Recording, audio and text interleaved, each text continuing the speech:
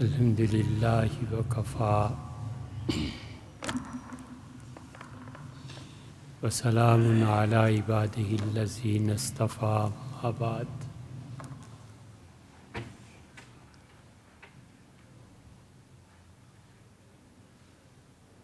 اللہ تعالی نے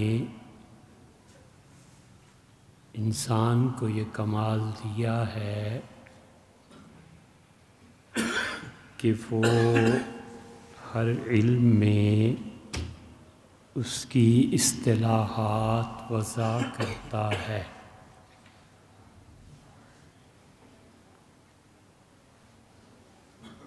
ایک بچہ جو انجینئر ہے،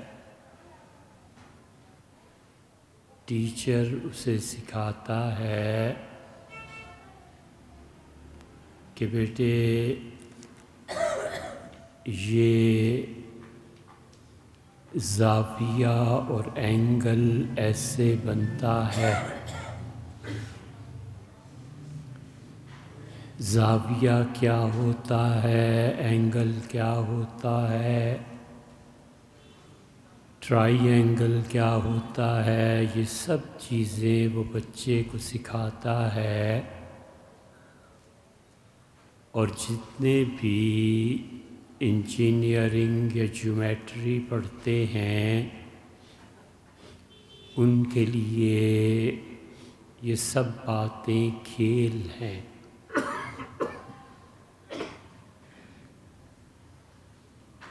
ڈاکٹر جب پڑھتا ہے تو کہتا ہے کہ یہ بلڈ پریشر ہے، یہ پلس نارمل ہے، یہ سب چیزیں ان کی اپنی اصطلاحات ہیں اور ہر آدمی ان چیزوں کو نہیں سمجھتا۔ فقہا کا اپنا ایک علم ہے کہ یہ چیز فرض ہے، یہ واجب ہے، یہ سنت مؤکدہ ہے، غیر مؤکدہ ہے۔ تو اسلام کا قانون کا اپنا ایک مزاج اور اس کی اصطلاحات ہیں۔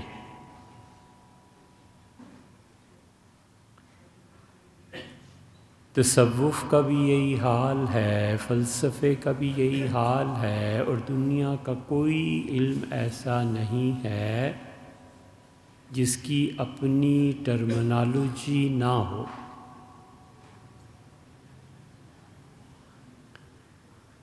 علم کلام، فلسفہ اور صوفیہ جب تحریر کرتے ہیں اور گفتگو کرتے ہیں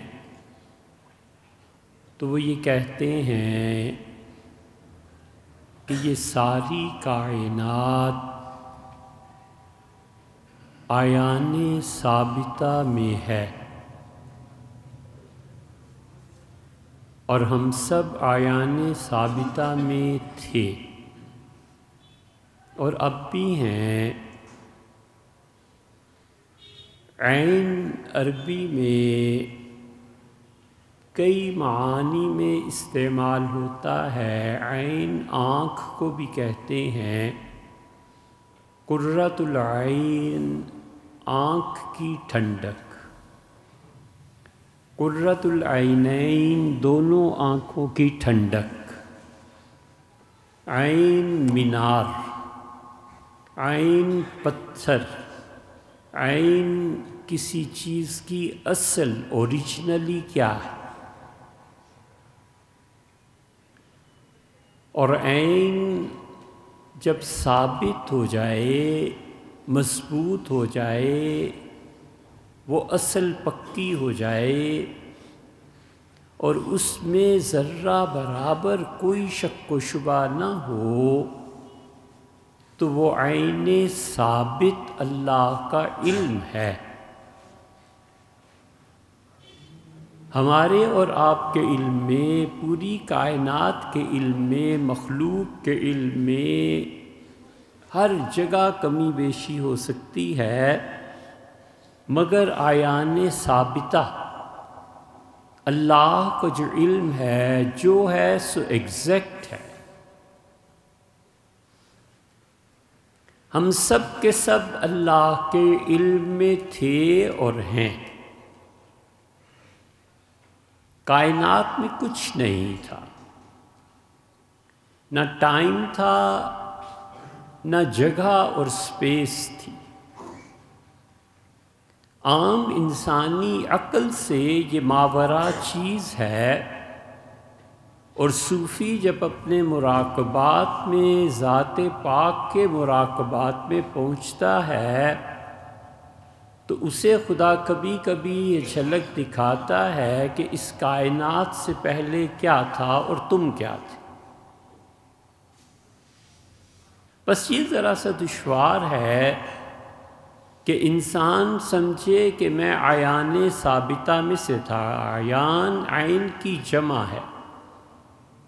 ایک آپ ہیں جو عین ہیں، 10 آپ جیسے عین ایگزیکٹ چیزیں اللہ کے علم میں یہ عیان ہو گئی. اور ثابت اس لیے کہ اللہ کے علم میں جو ہے اس میں کوئی کمی بیشی نہیں ہے. یہ عیان ثابتہ ہیں.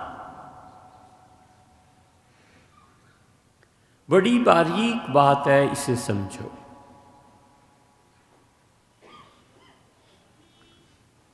اور علم کی یہ باریک باتیں اور موٹی باتیں نہ سمجھنی ہو،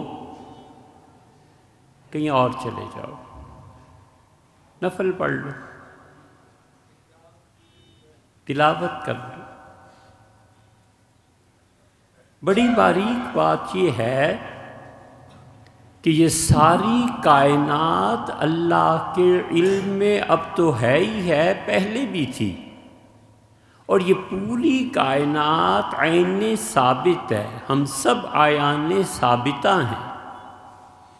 جب ہم سب عیان ثابتہ تھے اور اس کائنات میں ٹائم نہیں تھا، سپیس نہیں تھی، تو وجود کس کا تھا؟ صرف اللہ کا، اس کے علاوہ کوئی نہیں. یہ ہے وحدت الوجود. سمجھے؟ اسی لیے مولانا روم نے مثنوی میں یہ کہا، یہ ابن عربی، مولانا روم، یہ بہت بڑے داعی ہیں وحدت الوجود کے.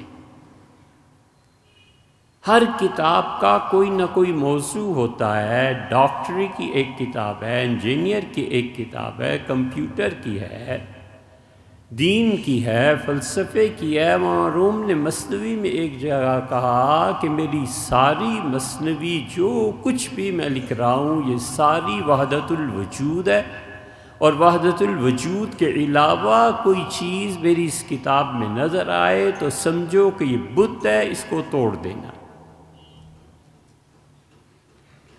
پوری مثنوی کا خلاصہ وحدت الوجود ہے، یعنی وجود کا ایک ہونا بس. تو جب ہم سب عیان ثابتہ تھے، آسان لفظوں میں کہ اللہ کے علم میں تھے، بغیر کسی تشبیہ کے، معاذ اللہ، استغفر اللہ، صرف انسانوں کے سمجھنے کے لیے عرض کیا جاتا ہے کہ آپ کے علم میں ہے کہ آپ نے جمعے کے بعد کھانا کھانا ہے. یہ کھانا فی الحال آپ کے عین ثابت، آپ کے علم میں، اور جب کھانا علم سے نکل کر وجود کے مرحلے میں آئے گا تو کہیں گے کہ یہ میرے عین ثابت میں تھا، اب یہاں آ گیا. صوفیہ کو جو عین ثابت ہے، اگرچہ وہ بہت بڑی چیز ہے لیکن صرف سمجھانے کے لیے. تو اس کائنات میں کوئی وجود ہی نہیں تھا. جب وجود نہیں تھا اور سب اللہ کے علم میں تھے تو وجود تو ایک اللہ ہی کا تھا. اسی کو صوفی کہتے ہیں وحدت الوجود. اور صوفی کہتے ہیں اس حد تک اپنے آپ کو فنا کرو کہ تمہارا وجود مٹ جائے، تم اپنی عین ثابت میں اصل میں واپس چلے جاؤ، تم کچھ نہیں.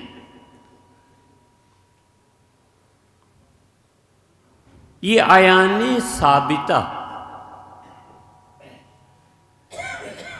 ابن عربی رحمۃ اللہ علیہ اس پہ بہت لکھا. ایک صاحب اپنی محبت سے تشریف لائے تو کسی دوست کے انہوں نے کہا یہ ہیں ہمارے ہاں درس دیتے ہیں. انہوں نے کہا سنتا بھی ہوں اور تم لوگ وحدت الوجود اور یہ سب گمراہی کی چیزیں ہیں، ہمیں سیدھی سیدھی کتاب و سنت کی بات بتاؤ. ابن عربی ملحد تھا، فلاں ایسا تھا، فلاں ایسا تھا. تو لائبریری میں کسی کام میں تھے تو ہم نے فتوحات مکیہ ابن عربی رحمۃ اللہ علیہ کی نکالی، چائے آ گئی تو ہم نے پیش کی. میں نے کہا مولانا یہ ابن عربی کی ہے، یہ پوری ایک جلد ہے، اس کو کہیں سے کھول کے ایک سطر ایک لائن مجھے سمجھا دیں کہ مولانا کہتے کیا. وہ اس عین ثابت کا ترجمہ نہیں کر سکے. میں نے کہا خدا کا خوف کرنا چاہیے کہ جس آدمی کے علوم کی 2 لائنز آپ نہ پڑھ سکیں، آپ اتنا بڑا فتویٰ دیں کہ یہ ملحد اور کافر. ہم سب آیان ثابتہ میں سے تھے، اور آیان ثابتہ میں پہلی چیز اللہ کے علم سے ٹپکی اور وجود میں آئی کون سی تھی؟ عقل تھی، قلم تھا، کیا چیز تھی؟ یا پھر سیدنا آدم علیہ السلام تھے، یا پھر مٹی تھی، یا پانی تھا؟ ہر طرف فقہا اور صوفیہ بہت گئے ہیں، اور ہر ایک اپنی سند کتاب و سنت سے لاتا ہے. حضور اقدس صلی اللہ علیہ وسلم سے پوچھا گیا کہ اللہ کے رسول متى وجبت لک النبوہ، آپ کو نبوت اللہ نے کب دی تھی؟ آپ نے فرمایا آدم علیہ السلام کی روح انتظار کر رہی تھی کہ آدم کے جثے میں، ان کے جسد میں، مٹی کے پتلے میں داخل ہو جائے، اور اس دوران اللہ نے مجھے اس وقت بھی میری روح کو نبی بنا دیا. اس لیے حضور اقدس صلی اللہ علیہ وسلم اس وقت بھی نبی تھے، اب بھی نبی. سب سے پہلی چیز اللہ نے جو پیدا کی، اور پھر ان میں سے اللہ نے پہلی چیز ایک اور پیدا کی جو غیر مادی تھی. یہ غیر مادی اشیاء پہ انشاءاللہ آئندہ بات کریں گے. اور اللہ نے ٹائم کو بنایا، اور اللہ نے ٹائم کو کھڑا کیا، اور اللہ نے کہا کہ زمانے تم میری مخلوق ہو، لیکن میں نے تقسیم کر دیا ہے عالم خلق کو الگ اور عالم امر کو الگ. اور خلق پہ موت آئے گی، امر پہ موت نہیں آئے گی. خلق کو میں فنا کر دوں گا، امر کو فنا نہیں کروں گا. میرا اپنا اختیار ہے، چاہوں تو خلق اور امر دونوں فنا ہو جائیں، چاہوں تو دونوں کو باقی رکھوں. لیکن خلق میں تغیر واقع ہوگا، امر میں تغیر واقع نہیں ہوگا. قرآن جو کہتا ہے نا الا لہ الخلق والامر، لوگو امر کی دنیا بھی میری ہے اور خلق کی دنیا بھی میری ہے. اس آیت کو سمجھنے سمجھانے اور پڑھنے پڑھانے کے لوگ نہیں رہے، وگرنہ یہ ایسی آیت ہے کہ اللہ کا بندہ کوئی اس پہ سوچ اور فکر کرتا رہے 1000 برس بھی 1 منٹ کے برابر نہیں بنتے. اتنی گہری بات ہے کہ اللہ نے تقسیم کر دی اور کہا کہ خلق ہے، ہم اسے فنا کریں گے. یہ خلق ہے، اس کا علم ڈاکٹرز کو مل گیا. یہ تخلیق ہے، مٹی میں مل جائے گی، ختم ہو جائے گی، مٹی سے پھر کچھ اور بن جائے گا، پھر کچھ اور بنتا چلا جائے گا. اور ایک روح ہے، یہ عالم امر ہے. عالم امر کو کہا کہ تجھے قائم رکھیں گے، تجھ پہ عنایات کریں گے، تو میرے خاص عنایات کا مورد اور مرکز ٹھہرے گی. روح کو کہا کہ تمہیں فنا نہیں کریں گے، چاہے تو جو چاہے سو کرے. یہ تقسیم ہو گئی عالم خلق اور عالم امر کی. اور زمانے کو عالم امر سے پیدا کیا، ٹائم کو. اس لیے ٹائم پہ فنا نہیں ہے. یہیں پہنچ کر ہندوؤں میں اور ہمارے عقیدے میں فرق پڑ جاتا ہے۔ ہندو کہتا ہے کہ مادہ، روح اور ٹائم، ان تینوں چیزوں پر کوئی فنا نہیں ہے، لہٰذا یہ خدا ہیں۔ ہم کہتے ہیں کہ یہ تینوں چیزیں عالم امر میں سے ہیں، ان پہ فنا نہیں ہے، یہاں تک تو ٹھیک ہے، لیکن ایک حیثیت سے یہ عالم خلق ہیں کہ اللہ نے انہیں پیدا کیا ہے، اور اللہ جب چاہے ان پر فنا طاری کر دے۔ وہ کہتے ہیں نہیں، یہی حال نیوٹن کا بھی تھا، اس نے کہا مادہ نہ پیدا ہوتا ہے نہ تباہ ہوتا ہے، بلکہ ایک کنورژن اس میں ہوتی ہے۔ تو ہم اس کے مقابلے میں ہمارا عقیدہ شروع سے یہ تھا کہ مادہ، میٹر، اس کو کریٹ اللہ نے کیا ہے، جب چاہے اس کو فنا کر دے اور جب چاہے حالتیں تبدیل کر دے، اور نہ کرے کون پوچھ سکتا۔ نیوٹن کو پڑھو، کاش ہمارے بچوں میں سے کوئی پڑھتا۔ ایک وقت تھا جب ہم نے ایک سیریز ریکارڈ کروائی تھی کہ مشرق نے مغرب کو کیا دیا، مغرب سے ہم نے کیا لیا اور ہم نے کیا مغرب کو دیا، اور ایک پہنچ کے موقع پہ ہمیں چھوڑنی پڑی کیونکہ کتابیں ہی نہیں ملتی تھی۔ اس زمانے میں ایک تحریر نیوٹن کی پڑھی، آئنسٹائن کی پڑھی، اور ہم حیران ہوئے، ہمیں بار بار شبہ ہوتا تھا اس بات پہ کہ یہ تحریر آئنسٹائن کی اور نیوٹن کی ایسی چیزیں، یہ سورہ اخلاص کا قل هو اللہ احد کا ترجمہ ہے، اس کی تشریح ہے، یہ سائنس ہے۔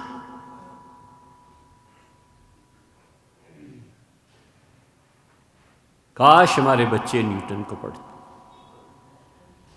لیکن انہیں سونے سے ہی فرصت نہیں، عیاشیوں سے ہی فرصت نہیں، اور بہت سے اور مسائل سے فرصت نہیں۔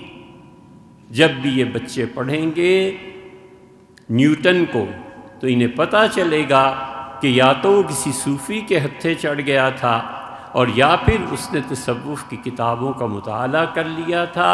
اور آئنسٹائن کو جب پڑھیں گے اور اس کی تحریرات کو اور ان چیزوں کو، تو اس میں سپنوزے جو بہت بڑا یہودی فلسفی تھا، ہم مان ہی نہیں سکتے کہ اس نے یا تو ابن عربی کی کتابیں پڑھی ہوں گی اور یا پھر کوئی چیز اس کے ہاتھ لگ گئی تھی۔ وہ اس طرح اللہ کی ذات و صفات پر بحث کرتا ہے، اور جو ہمارے ہاں مراقبہ ذات کے بڑے بڑے اس کے نتائج صوفیہ لکھتے ہیں، ابن عربی اور صاحب مثنوی اور عطار اور صنائی اور علامہ اقبال، یہ آدمی بھی انہی خطوط پر چل کے ان نتائج تک پہنچا ہے، تھا یہودی، لیکن یہ وحدت الوجود جس کا ہم نے آپ کو بتایا یہاں تک پہنچا ہے۔ وہ اسی کے قریب لکھتا ہے کہ وجود ایک ہی تھا اور ساری کائنات عیان ثابتہ میں تھی۔ اس عیان ثابتہ سے اللہ نے عالم امر سے جن چیزوں کو نکالا، وہ تو آئندہ بات کریں گے اس پہ بھی، اس میں سے ایک چیز اللہ نے کھڑی کی، اور اللہ نے کہا کہ تم ٹائم ہو، تم زمانہ ہو، ہم تمہیں پیدا کر رہے ہیں اور تم پر موت وارد نہیں ہوگی، اور ہم تمہیں بھیجیں گے، اور دیکھو پوری کائنات 12 حصوں میں ہم تقسیم کر رہے ہیں۔ یوم خلق اللہ السماوات والارض، اللہ کہتا ہے جس دن ہم نے آسمانوں اور زمین کو پیدا کیا، ہم نے ٹائم کو تقسیم کر دیا۔ ان عدت الشہور، لوگوں دیکھو، ان عدت الشہور، مہینوں کی تعداد تمہارے پروردگار کے ہاں اتنا عشر 12 ہے۔ یہ 12 مہینے اللہ نے تقسیم کیے اور منع کیا کہ کبھی اپنا سال 13 مہینوں کا نہ کر لینا، کبھی اپنا سال 14 مہینوں کا نہ کر لینا جیسے یہ ہندو کر لیتے ہیں۔ اللہ نے فرمایا انما النسیء، اور 13 اور 14 مہینے اور لیپ کا سال اور لوند لگانا، زیادۃ فی الکفر، انسانوں یہ تمہارے کفر میں اضافہ کرے گا، خبردار جو ٹائم کو چھیڑا۔ اور پھر اللہ نے کہا کہ اربعۃ فیہم حرم، 4 مہینے میں پیدا کر رہا ہوں، یہ بڑی عزت والے ہیں، بڑے احترام والے ہیں، یہ 4 مہینے میرے ہیں تو 12 مہینے ہی میرے، لیکن 4 ماہ ان میں ایسے ہیں، خبردار کبھی بھی۔ اسی لیے ساری آیتیں سورہ توبہ میں آئی ہیں۔ اللہ نے فرمایا ان عدت الشہور عند اللہ 12 شہر، لوگوں اللہ کے نزدیک 12 مہینے ہیں، ٹائم کو تقسیم کر کے جب سے اللہ نے اس کائنات کو پیدا کیا ہے، منہا اربعۃ حرم، لوگوں 4 مہینے اس میں بہت احترام کے ہیں، وہ میرے ہیں، خبردار اگر تم میں سے کسی نے وَمَنْ ظَلَمَ فِيهِنَّ، جس شخص نے بھی اپنی جان پر ان 4 مہینوں میں ظلم کیا، ان 4 مہینوں میں کسی نے بھی کبیرہ گناہ کا ارتکاب کیا، اس نے بہت سنگین غلطی کی۔ یہی وہ 4 مہینے تھے جاہلیت سے، آدم علیہ السلام سے شروع ہو گئے تھے، اور 4 مہینے ایسے تھے لوگ اللہ سے ڈرتے تھے، بالکل کبیرہ گناہ کے قریب نہیں جاتے تھے، کہ یہ مہینہ خاص اللہ کا ہے۔